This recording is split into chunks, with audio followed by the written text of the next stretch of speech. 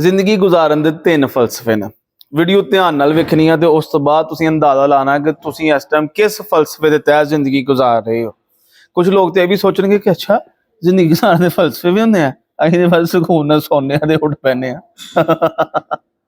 ਫਲਸਫਾ number 1, ਕੁਛ ਨਾ ਕਰੋ।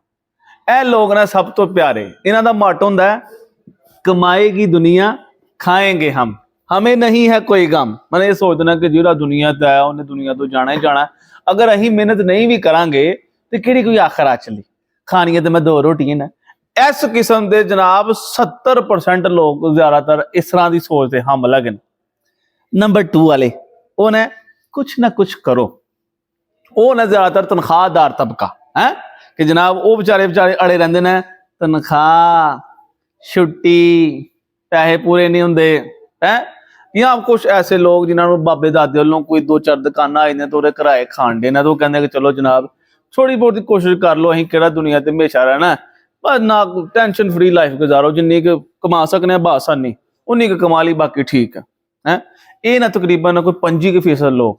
आखिर ध्यान देना जनाब 5% लाड़े जिहड़े कहते ना सब कुछ करो, जिहड़े कहते ना कि जिंदगी जनाब गुजारो नहीं जिंदगी हंडाओ। सवेरे 5 बजे उठो तो जनाब उस तो बाद फिर वाक ते भी जाओ तो जिम भी करो तो यह काम भी करो। वो कहते ना कि एक टोकरी च आंडे होने चाहिए।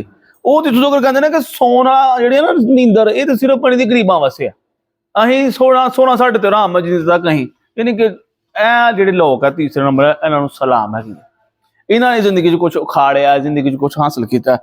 हुण तुसीं मैनूं अपनी ईमानदारी नाल दसो कि तुसीं किहड़े फलसफे चो। कुछ ना करो, कुछ ना कुछ करो, या फिर सब कुछ करो। खुश रहो, हसते वसते रहो, आबाद रहो। ते वीडियो नूं लाइक करो, शेयर करो ते कमेंट करो ताकि जनाब अगे भी असीं सानूं वीडियो बनाउण दा हौसला मिलदा रहे। सबसक्राइब जरूरी है।